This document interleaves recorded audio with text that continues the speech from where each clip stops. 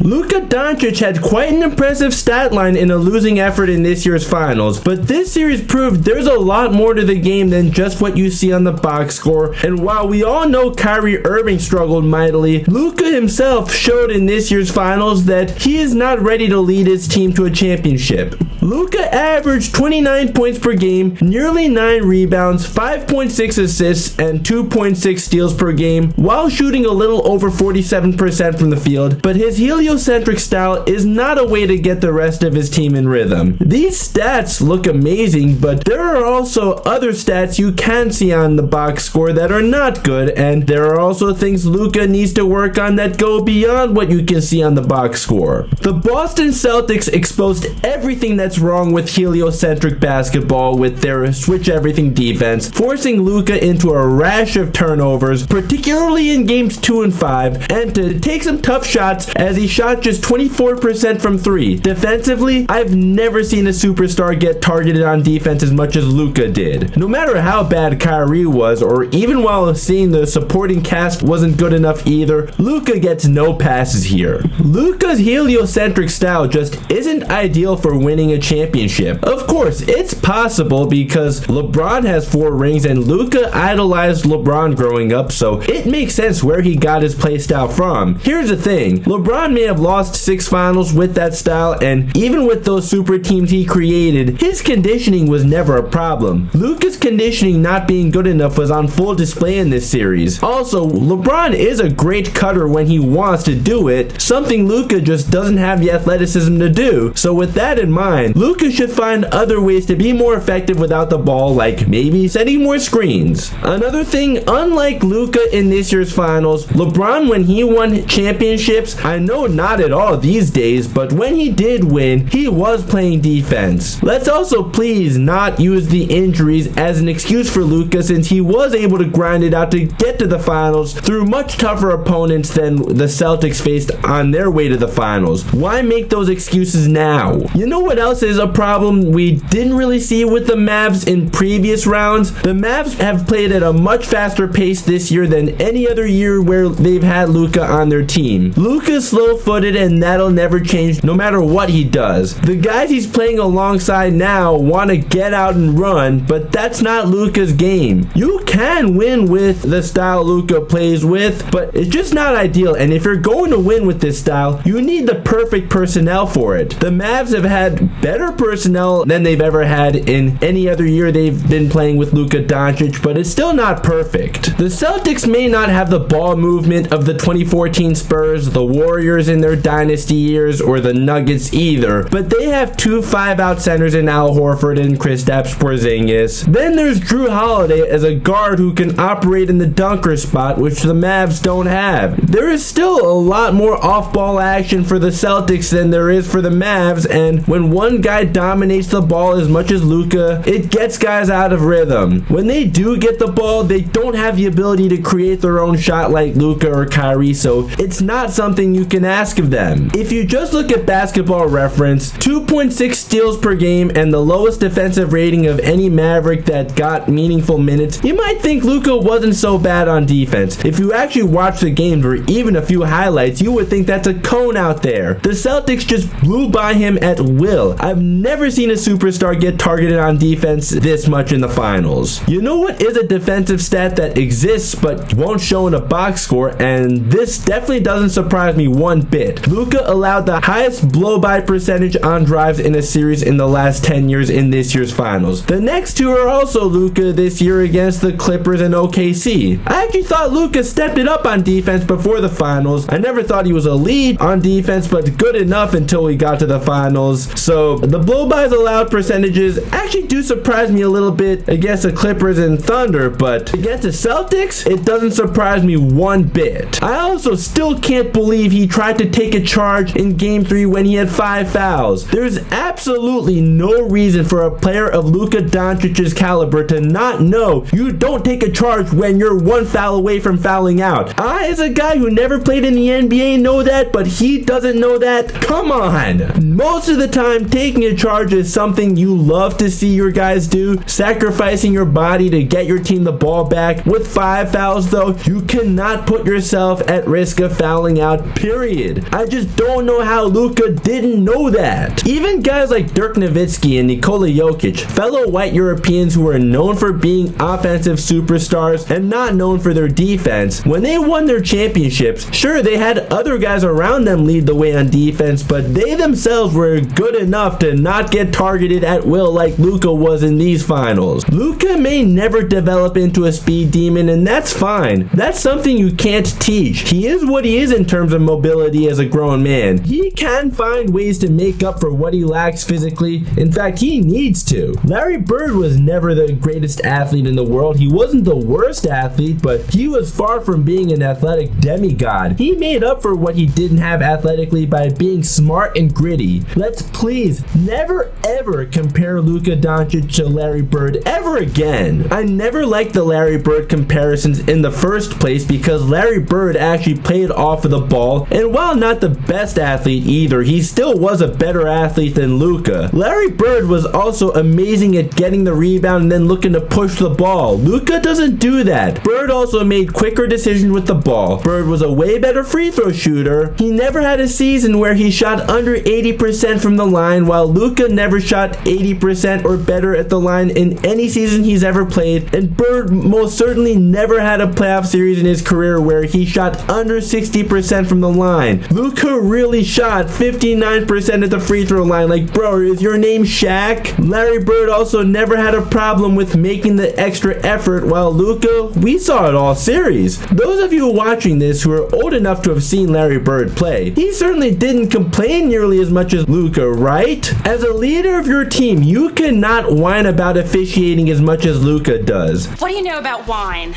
I know no one does it better than you. I know Kobe was a perennial leader in technical fouls that has 5 rings, but the thing is, Kobe got in the refs' faces on dead balls, or he would get teed up in order to stop a fast break. Luka whines to officials on live ball possessions, which leads to easy baskets for the other team. You're not always getting whistles, so what? Keep playing. It doesn't do you any good to just pout about it, especially on a live ball possession where you make it easier for the other team to get easy buckets. Out of everyone on either team in this matchup, only Jaylen Brown shot more free throws than Luka anyways. Will Luka ever have another chance to win a ring? Of course he will. He's only 25 years old. Will it get any easier though? Absolutely not. We can expect the Nuggets to try to improve their depth so they can make another run. We can also expect the Timberwolves and Thunder to improve with more experience. The Spurs have the potential to make some big leaps with Victor Wembanyama as long as he stays healthy, and with the 4th overall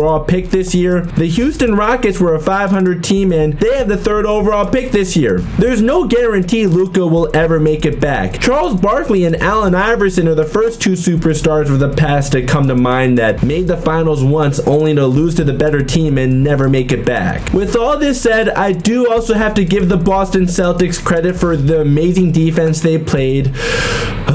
It boils my blood to know the Celtics reclaimed the throne for most championships in NBA history, but I said it in my short video about Jason Tatum that I give credit where it's due. It's due again here. The Celtics defense is amazing and they have the perfect personnel for their switch everything defense. It makes me mad to know that the Celtics raised banner number 18 before the Lakers did, and the Lakers raised the most cringeworthy banner of all time this season, but it was at least fun while it lasted to be tied with the Celtics for most championships.